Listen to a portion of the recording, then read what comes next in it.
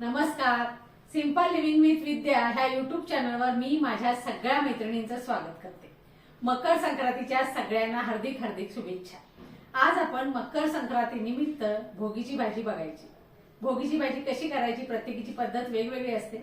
माझी पद्धत कशी आहे ना ती आता आपण बघूया. बाजारात येणाऱ्या सगळ्या मिक्स अशा ताज्या भाज्यांपासून भोगीची भाजी केली जाते.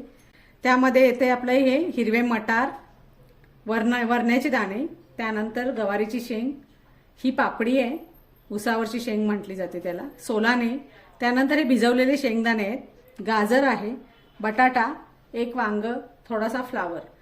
त्यानंतर ह्या भाज्यांमध्ये घालण्यासाठी एक मसाला तयार केला जातो, ज्यामध्ये मी लसूण, सुक्कं खोबरं, थोडंसं लवंग, मिरी, दालचिनी, एक दोन दाणे घेतलेले आहेत मी, आणि त्यानंतर तीळ, हे सगळ्याचं मला भाजून एक वाटप तयार करायचंय. आणि नंतर लसूण, कोथिंबीर ह्याचं एक वाटप करायचं आपल्याला. हे लाल तिखट आहे आणि ही जिरा पूड आहे. हे तीळ कोरडेच भाजून घ्यायचे आहेत आपल्याला. त्यामध्ये थोडंसं हे लवंग, मिरी, दालचिनी जे थोडंफार घेतलेलं आहे मी ते टाकायचं, आणि हे सुक्कं खोबरं, आणि हे एकत्र थोडंसं परतून घ्यायचं. थोडंसं गरम करायचं आपल्याला. ह्याच्यात आपल्याला भरड करून घ्यायची. अशी भरड करून घेतली आपण ह्याची. आता आपण लसूण आणि कोथिंबीर त्याचं वाटण करून घेऊया. हे लसूण आणि कोथिंबीरचं आपण मिक्सरला भरड करून घेतली. भाजी फोडणी घालण्यासाठी आपण एक पातेलं ठेवलेलं आहे. आता मी त्यामध्ये ना फोडणीसाठी तेल घालून घेते. आता आपण फोडणी घालूया. सुरुवातीला मोहरी टाकते मी, जिरे, कढीपत्ता, थोडासा हिंग, नंतर हे लसूण आणि कोथिंबीरचं जे वाटण आहे ना ते टाकून घ्यायचं. थोडंसं परतायचं याला. त्यानंतर ही तिळाची आणि गरम मसाल्याची जी भरड आहे, खोबरं वगैरे घालून केलेली, ती थोडीशी घालून घ्यायची आणि ती पण परतून घ्यायची व्यवस्थित. आता लाल तिखट घालूया, त्यानंतर जिरा पूड, हे मिक्स करूया मस्त असं.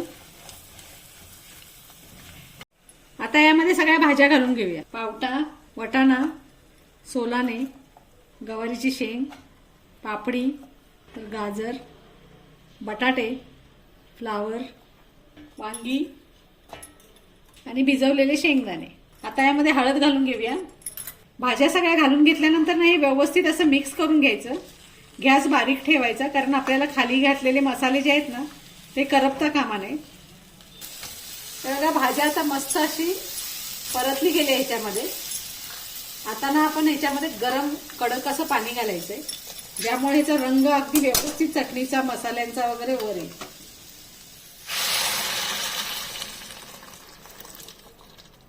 मस्त असं पाणी ओतले, कारण हे आपल्याला भाज्या शिजवायच्या आहेत. त्याच्यामध्ये कलर छान आलेला आहे.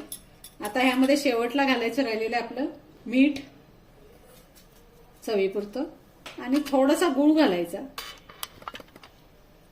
आणि ही भाजी एक उकळ काढून नंतर झाकून ठेवायची. भाजीला उकळ आले, आता आपण गॅस बारीक करून झाकून ही भाजी शिजवून घ्यायची. आज 10 मिनिटं झालेली आहेत आणि आता आपण बघूया भाजी शिजली आहे काय.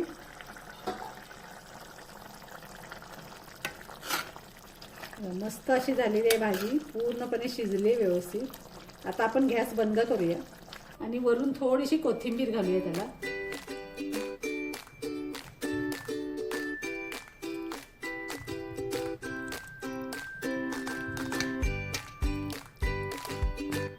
अशा पद्धतीनं भोगीची भाजी आणि तिळाची भाकरी, कांदा पात असा मस्त असा बेत केलेला आहे. तुम्ही पण असाच बेत करा आणि मस्त मस्त अशा कमेंट्स मला द्या. थँक्यू.